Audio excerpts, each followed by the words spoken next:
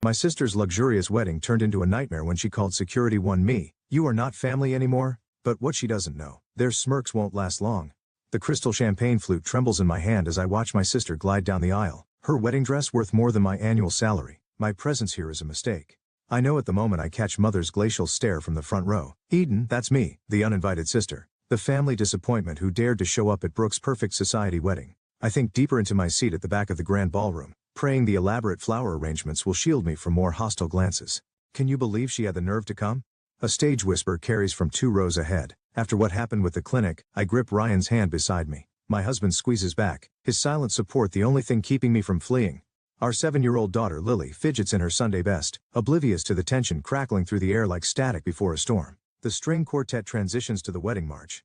Brooke reaches the altar where her fiancé Daniel waits, both of them picture perfect. Father beams as he gives her away, his pride radiating across the room. The same father who told me 10 years ago that I was dead to him. If anyone objects to this union, speak now or forever hold your peace. The words barely leave the officiant's lips when Mother stands, her designer heels clicking against marble as she turns to face the crowd. Her gaze locks on to mine. I apologize everyone, but we have an uninvited guest who needs to leave. Her voice carries clearly through the hushed room. Eden, you were explicitly told you are not welcome at family events. This is a private ceremony. 200 faces swivel toward me. Lily shrinks against my side. Mommy, why is Grandma mad? Brooke's perfectly painted lips curve into a smirk. Security, please escort my former sister out. She's trying to ruin my special day as usual. Former sister, Lily's small voice cracks. But Aunt Brooke, I'm not your aunt, dear. Brooke's words slice through the air. Your mother lost the right to call herself family years ago when she betrayed us all. 2 security guards materialize beside our row. Ryan stands, positioning himself between them and me. We're leaving. No need for force. How dare you bring a child into this mess, Eden? Mother's voice drips with venom. Trying to manipulate us with an innocent girl. You haven't changed at all. My cheeks burn as we shuffle past bewildered guests. Lily's hand trembles in mine. The whispers follow us like poisoned darts. Always was the troubled one. Such a shame what she did to her poor parents. That poor child, having her for a mother. At the ballroom doors I pause and turn. Brooke stands triumphant at the altar, father and mother flanking her like proud sentries. The perfect family tableau, minus the black sheep daughter they erased. Congratulations, Brooke. My voice carries clearly across the silence. I hope your marriage is built on more honest foundations than the rest of your life. Her smile falters for just a moment. Good. Let her wonder what I know. In the lobby, Lily bursts into tears. Why don't they love us, Mommy? I gather her close, meeting Ryan's worried gaze over her head. He knows what this means. The careful peace I have maintained for years has shattered. They forced my hand by humiliating me in front of my daughter. Some people, sweetheart, aren't capable of real love. I stroke her hair, my resolve hardening with each sob. But that's about to change. 10 years I've stayed away swallowing their lies. 10 years of watching Brooke build her perfect life on stolen dreams and buried secrets. But seeing my daughter cry, that's the final straw. They want to talk about betrayal, fine. Time to show them what real betrayal looks like. I've got nothing left to lose and everything to prove. Game on, dear sister, game on. The drive home from Brooke's wedding feels endless. Lily's fallen asleep in the back seat, tear track still visible on her cheeks. Ryan's knuckles are white on the steering wheel, and the silence between us stretches like a rubber band about to snap. You shouldn't have gone, he finally says, voice low to avoid waking Lily. We talked about this. I traced the edge of my phone screen where dozens of social media notifications flash about the incident. They made my daughter cry, Ryan. Our daughter. And whose fault is that? You knew exactly what would happen. He takes the exit toward our neighborhood, his jaw tight. You wanted it to happen. The accusation hits harder than I expect, maybe because there's truth in it. Pull over. Eden, pull over now. He guides the car into an empty parking lot. I step out, needing air that isn't thick with unspoken words. The night air is cool against my flushed skin as I pace between faded parking lines. Ryan follows, leaving the car running for Lily. Talk to me. What's really going on? Did you see her face? The way she looked at me? My laugh sounds brittle. Perfect Brooke with her perfect lies. You know what she told everyone about why I was disowned? You never wanted to discuss it before. She told them I stole from the clinic. Embezzled money meant for patient care. The words taste like acid. Meanwhile, she's working there now, right alongside father probably. I stop myself, remembering Ryan doesn't know everything. Not yet. He steps closer, concern etched in his features. Probably what? My phone buzzes. A text from an unknown number. I know what really happened 10 years ago. Meet me tomorrow, 2 p.m., Carson Street Coffee. Eden. Ryan's hand on my shoulder makes me jump. What aren't you telling me? I show him the text. His expression darkens. Could be a trap. Your family might not be my family. I turn back toward the car. Someone at the clinic knows something. Someone who was there when everything fell apart. And you're just going to meet this mysterious person after what happened today. He catches my arm. Think about Lily, about us. I'm thinking about us. I pull away gently. That's why I need to do this. They humiliated our daughter Ryan, made her question everything about who she is, who I am. So this is about revenge? This is about truth. I watch Lily sleeping through the car window, peaceful despite everything. Brooke built her whole life on lies. The clinic, her marriage to Daniel, her reputation, all of it constructed on the ruins of what she took from me. Ryan runs a hand through his hair, a gesture I recognize from a decade of marriage. He's worried, but he's listening. What exactly are you planning? Nothing yet, but if someone's finally willing to talk, I meet his gaze steadily. I need to know if you're with me. Really with me, not just standing on the sidelines while I fight this battle alone. He's quiet for a long moment studying me. You're different tonight. There's something in your eyes I haven't seen before. Maybe because I finally see things clearly. I step closer, taking his hands. Remember when we first met? You said I was carrying too many ghosts. You were right, but they weren't ghosts, Ryan. They were monsters wearing my family's faces, and I let them haunt me for too long. A car passes, its headlights sweeping across us. In that brief illumination, I see understanding dawn in Ryan's expression. He pulls me into a tight embrace. I'm with you, he whispers against my hair, but we do this smart, we do this right. No more improvised confrontations. Agreed. I breathe in his familiar scent, drawing strength from his solid presence. Tomorrow at the coffee shop, come with me. Watch from a distance. Make sure it's not a setup. Of course he pulls back, cupping my face. But Eden, promise me something. Whatever we learn, whatever happens, we protect Lily first. Always. Always, I agree. Even as part of me whispers that protection sometimes means fighting back. Sometimes means burning everything down to build something better from the ashes. In the car, Lily stirs slightly, murmuring in her sleep. Looking at her, I feel my resolve harden like steel. Brooke and my parents thought they could shame me into disappearing again. Instead, they've given me exactly what I needed, a reason to stop running and start fighting back. Tomorrow, I'll meet my mysterious messenger. Tomorrow, I'll start gathering the matches needed to set this whole facade ablaze. But tonight, I'll hold my daughter and remember why the truth matters more than any comfortable lie. Carson Street Coffee buzzes with afternoon regulars when I spot her. Sarah Chen, our family clinic's former accountant, hunched over a laptop in the corner. Ryan catches my eye from his position at the counter, a silent confirmation that he's watching. I slide into the seat across from Sarah. Her fingers tremble slightly as she closes her laptop. I wasn't sure you'd come. 10 years is a long time to stay quiet. I keep my voice neutral, though my pulse races. Why now? She glances around nervously. Your sister's wedding was all over social media. When I saw what they did to you, she pulls out a USB drive. There's something you need to see. The drive feels impossibly heavy in my palm. What's on it? Financial records. From before you left. Sarah leans forward, lowering her voice. Your father didn't just frame you for embezzlement, Eden. He actively covered up Brooke's mistakes, massive ones. My coffee arrives. Ryan's subtle way of staying close. Sarah flinches at his approach. The patient death in 2013, she continues once he's gone. Remember, how could I forget? A terminal cancer patient died after receiving experimental treatment. The investigation cleared the clinic, but what about it? Brooke administered the wrong dosage. She wasn't qualified. Hadn't even completed her medical training. Your father buried it, paid off the family. Sarah's words hit like physical blows. He used the money he accused you of stealing. The coffee cup rattles against the saucer as I set it down. You have proof. Everything's on that drive, including evidence that Brooke never finished medical school. The credentials she's using at the clinic, all falsified. My throat tightens. Why didn't you come forward back then? Your father threatened my family. My daughter was sick. I needed the insurance. Shame colors her face. But she's grown now, and I saw what happened at the wedding, the way they're still hurting you. My phone buzzes. A text from Brooke. Having coffee with anyone interesting? I look up sharply. Through the window I catch a glimpse of Daniel's car pulling away. They're watching me, Sarah realizes, panic edging into her voice. I shouldn't have. It's okay. I stand, offering her my arm. Let my husband drive you home. Ryan appears instantly reading the situation. As he escorts Sarah out, I text Brooke back. Just catching up with old friends. How's married life? Her response is immediate. Stay away from Sarah Chen. Some stories should stay buried. I pocket the USB drive, my mind racing. Another text arrives from father this time. My office, 1 hour. Come alone or Sarah loses everything. The threat is clear, but something's different now. The trembling in my hands isn't fear, it's anticipation. At the clinic, father's secretary tries to stop me. I brush past her, pushing into his office where he and Brooke wait.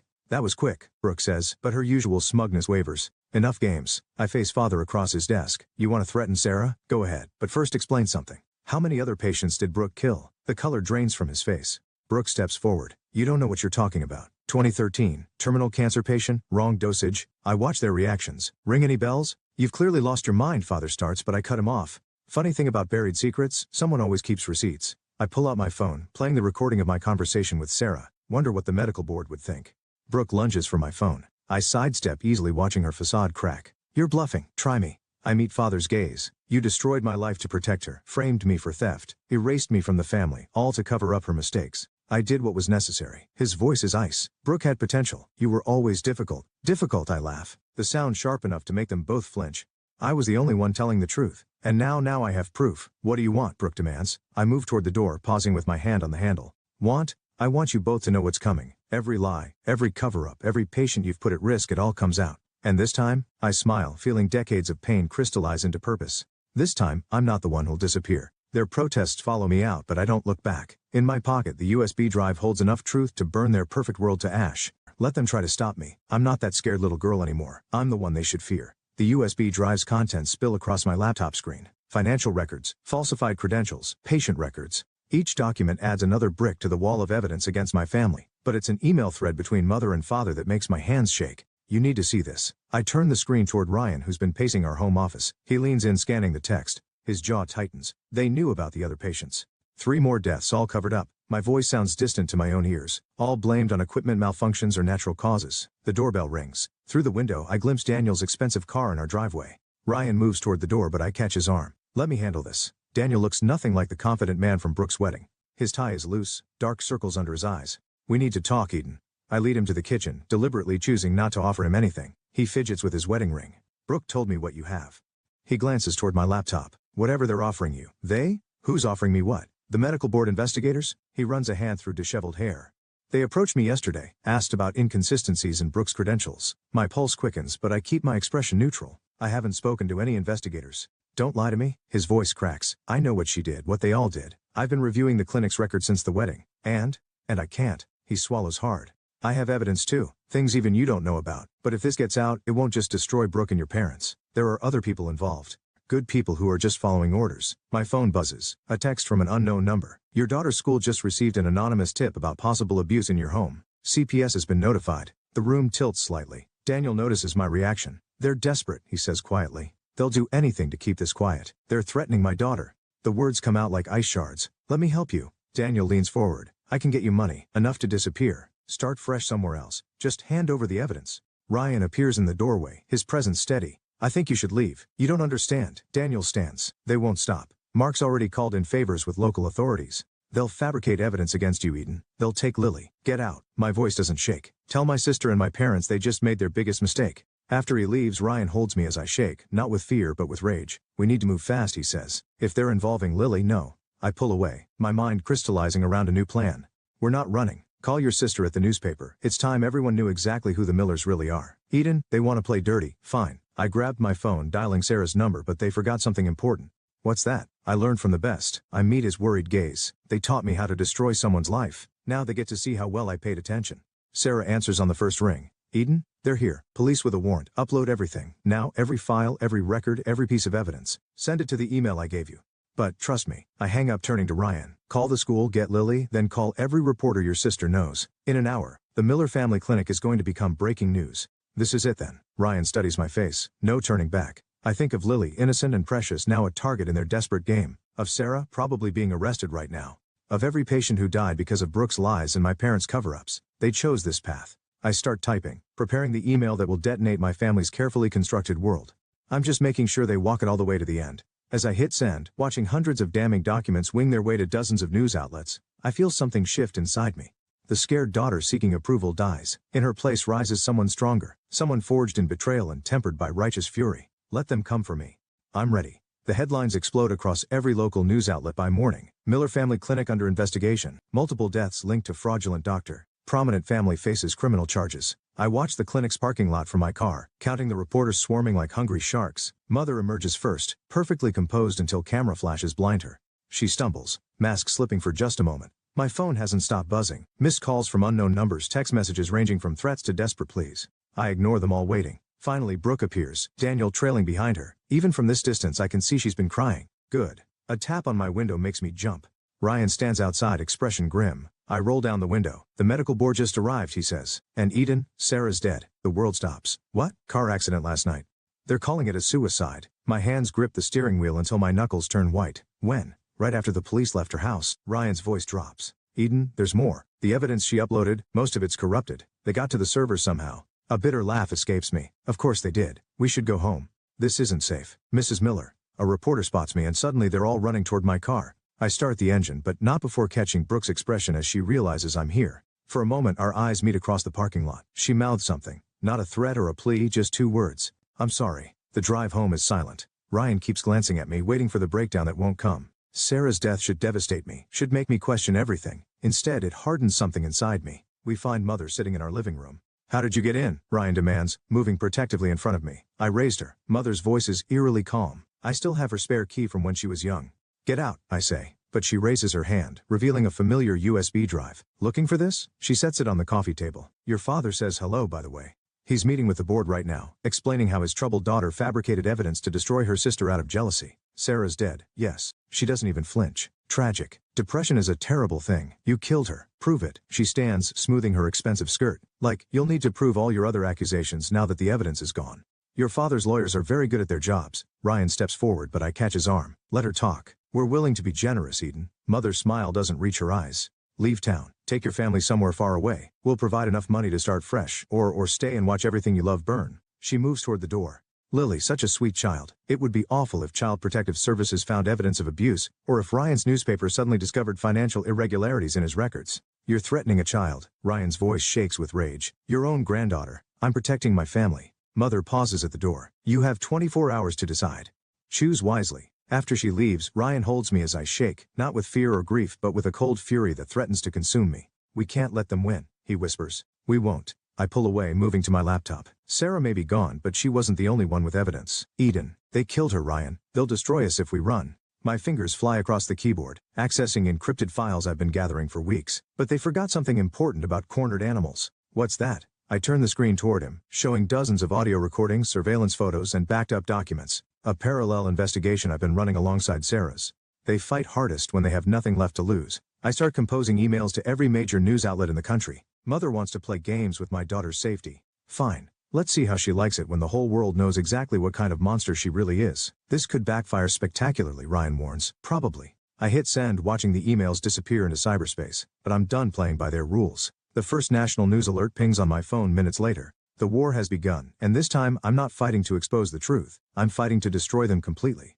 The police arrive at 3 in the morning. I watch from our bedroom window as they lead Ryan away in handcuffs. Their accusations echoing in the quiet street. Fraud, embezzlement, conspiracy. All fabricated, all perfectly crafted to destroy him. Lily sleeps through it. Thank God. I stand in her doorway afterward, watching her peaceful breathing, knowing I caused this. My phone vibrates. Father's number, satisfied. His voice carries decades of practiced authority. This is just the beginning, Eden. Walk away now, or tomorrow it's your daughter's school calling with concerns about her home life. I end the call without speaking. My hands shake as I pack Lily's overnight bag, clothes, her favorite stuffed animal, the photo album she loves. Ryan's sister Claire arrives within the hour. It's just for a few days, I tell Lily when she wakes confused and frightened, like a vacation with Aunt Claire. But what about Daddy? What about you? I hold her tight, breathing in her familiar scent. We'll fix everything, I promise. After they leave, the house feels like a tomb. I pour myself a drink, but before I can take a sip, someone pounds on the front door. Brooke stands on my porch, mascara streaked down her face. They're going to kill you. What? She pushes past me, frantically checking windows and doors. I heard them talking. Father hired someone. They're making it look like a break-in gone wrong. Why are you telling me this? Because Sarah was my friend too. Her voice cracks. And I can't have another death on my conscience. I study my sister, really look at her for the first time in years. The perfect facade has crumbled, revealing someone as broken as I am. Daniel left me, she continues.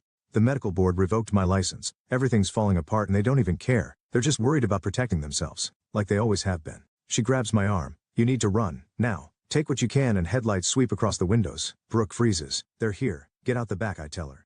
Already moving toward my laptop, I need 2 minutes. Eden, go. As she slips away, I quickly upload everything I have to multiple secure servers. The front door splinters under heavy boots just as I hit send. 2 men enter, faces obscured, professional, clinical. I recognize the look. The same cold efficiency Father always praised in his business dealings. Mrs. Collins, the taller one, approaches slowly. This can be easy or hard, your choice. I back away, buying seconds as the files upload. My father sent his regards. The Millers send their condolences about your tragic accident. A noise from the kitchen makes them turn. Brooke stands there, phone raised. I'm live streaming everything. The men hesitate. In that moment, I lunge for the front door, but the shorter one catches me. Pain explodes across my face as he strikes me. Through blurred vision, I see Brooke tackle him. Run. I stumble into the street, blood in my mouth, ears ringing. Behind me, glass shatters. A scream, Brooke's or mine, I'm not sure. Neighbors' lights flick on. A car starts somewhere. The men emerge from my house, walking unhurried to their vehicle. Professional to the end. I find Brooke unconscious in my kitchen, her phone crushed nearby. But she's breathing, and as sirens wail in the distance, she stirs. Did you get it? She mumbles. The evidence? Yes. I help her sit up, noting the bruises already forming. Why did you come back? Because I remember. She touches her split lip gingerly. Before they turned us against each other, I remember when you were my big sister, and I miss that person. The sirens grow closer. Soon there will be questions, statements, more lies from our parents. Ryan's still in jail. Lily's away. Everything I've built lies in ruins around me. But Brooke's words echo in my head. Big sister. Something shifts inside me. Not forgiveness, not yet, but understanding. We were both victims of our parents' manipulation, turned against each other for their benefit. We have to end this, I say, as red and blue lights paint my kitchen walls. Not just expose them, destroy them completely. Brooke meets my gaze, and for the first time in decades I see my sister instead of my enemy. Together, I take her hand, feeling the weight of all our shared scars and separate wounds. Together, the police arrive to find us like that, bloodied but unbowed, finally united against the real monsters in our story. Let our parents think they've won. Their perfect family fantasy is about to become their worst nightmare. The Miller Family Clinic's annual charity gala becomes our battlefield. Brooke and I move through the crowd separately, watching our parents work the room like nothing's wrong. Like they didn't try to have me killed last week. Mrs. Collins, a board member, catches my arm. Surprised to see you here given the circumstances. I smile, channeling Mother's perfect social mask. I wouldn't miss it. Across the room, Father takes the podium. Welcome everyone. Tonight we celebrate 30 years of serving our community. Brooke signals from near the AV booth. Everything's ready. I check my phone. Ryan's lawyer confirms the charges are dropped. The real evidence of financial manipulation traced back to Father's accounts. And now, Father continues, I'd like to share a video highlighting our clinic's achievements. The lights dim, but instead of the planned presentation, security footage fills the screen. Father in his office counting cash, Mother threatening Sarah, patient records being altered, each clip dated, documented, damning. Gasps ripple through the crowd. Father fumbles with the microphone, but his voice is drowned out by the audio of him ordering the hit on me. Turn it off, Mother shrieks, but Brooke holds the door to the AV booth closed. Why? I step forward, my voice carrying across the stunned silence. Isn't this what we're celebrating? 30 years of fraud, corruption and murder. Security, Father bellows. But the officers I hired stand firm. They work for me tonight. I move closer to the podium, just like the private investigators who've been watching you, the forensic accountants tracking your bribes, the lawyers building cases for every family you've destroyed. Mother lunges for me, her carefully maintained composure shattering. You ungrateful, careful mother. Brooke emerges from the crowd. The press is recording. Indeed, cameras flash as reporters invited anonymously capture every moment. You planned this together? Father's face contorts with rage. My own daughters. Your daughters? I laugh, the sound sharp as broken glass. You tried to kill me last week. You framed my husband. You threatened my child. Everything I did was to protect this family. He grabs my arm, fingers digging in painfully. Let her go. Brooke's voice carries steel. Or I tell them about Jason. Father freezes. What? The patient from 2011. Brooke meets his gaze steadily. The one whose death you blamed on equipment failure. Except it wasn't the equipment, was it? It was you trying to cover up a mistake that would have cost you everything. You knew, Mother whispers. I found the real records. Brooke's hands shake slightly. The ones you kept to blackmail the manufacturer. That's when I realized, you never protected me because you loved me. You did it because you needed someone under your control. Police officers enter the ballroom, real ones this time. Father sees them and shoves me aside, making a break for the exit. He doesn't make it 3 steps before Daniel, my unexpected ally, trips him. Father sprawls across the marble floor as handcuffs click into place. Mark Miller, the detective, reads his rights while Mother screams and fights her own arrest. You're charged with conspiracy to commit murder, fraud. The list continues, but I'm not listening. I'm watching my parents' perfect world crumble. Their masks finally shattered beyond repair. Brooke touches my arm. You okay? No. I watch Mother being led away, still shrieking about ungrateful children, but I will be. Eden, Father calls out as they reach the door. You'll regret this. Everything we built was built on lies. I meet his eyes one last time. Goodbye, Father. Later, as reporters swarm and police gather evidence, Brooke and I sit in the empty ballroom.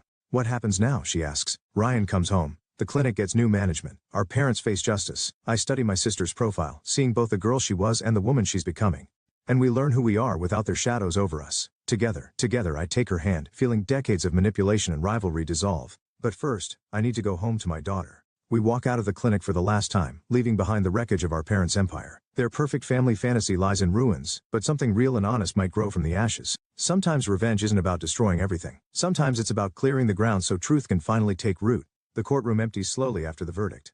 25 years for Father, 18 for Mother. Justice served in cold, precise numbers. I remain seated watching them being led away, neither looking back at the daughters they destroyed and rebuilt. Brooke touches my shoulder. Ready? Almost? I gather my things, fingers brushing the locket Mother always wore. Now, evidence of her crimes, the hidden compartment containing proof of bribes and threats. Outside report his way with hungry cameras. Ryan shields Lily from their questions while Daniel handles the press statement. My daughter's small hand finds mine, anchoring me to what matters most.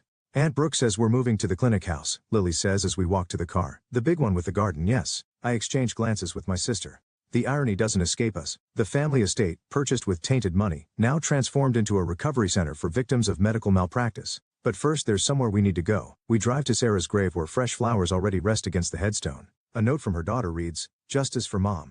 I keep thinking, Brooke says quietly, about all the moments we could have chosen differently. All the times we could have helped each other instead of becoming their weapons. I finish. She nods. Lily places her own flower, a dandelion picked from a crack in the sidewalk. Simple, pure, everything our childhood wasn't. Back home, I find Ryan in our study, reviewing patient files from the clinic. The board approved the restructuring, he says. We can start accepting new cases next month. And the trust fund? Set up for the victims' families. He pulls me close. You did it, Eden. You broke the cycle. But victory tastes different than I imagined. In my desk drawer, unopened, sits a letter from Mother delivered by her lawyer after sentencing. Beside it, Father's signet ring returned by the evidence clerk. What troubles you? Ryan asks, noticing my hesitation. I thought revenge would feel like winning. I sink into a chair. Instead, it feels like carrying their ghosts. A noise from the hallway draws our attention. Brooke stands there, Daniel behind her, both looking uncertain. The contractor found something in Father's office wall, Daniel says. Hidden compartment. You should see this. The manila envelope he hands me contains photographs, dozens of them. Me and Brooke as children, caught in rare moments of sisterly affection, playing in the garden, sharing secrets, laughing. He kept them, Brooke whispers. All this time he kept proof that we were once real, I finish, before they made us into their perfect lives. The last photo shows us at my 10th birthday, before everything changed, before competition and manipulation poisoned our bond. Two sisters, arms linked, facing the world together. Eden, Lily calls from downstairs. Aunt Brooke, the ice cream's melting. We share a look, my sister and I, understanding passing between us without words. We can't reclaim those innocent girls in the photographs, but maybe we can honor them by protecting the next generation from similar scars. Coming, sweetheart, I call back, tucking the photos away.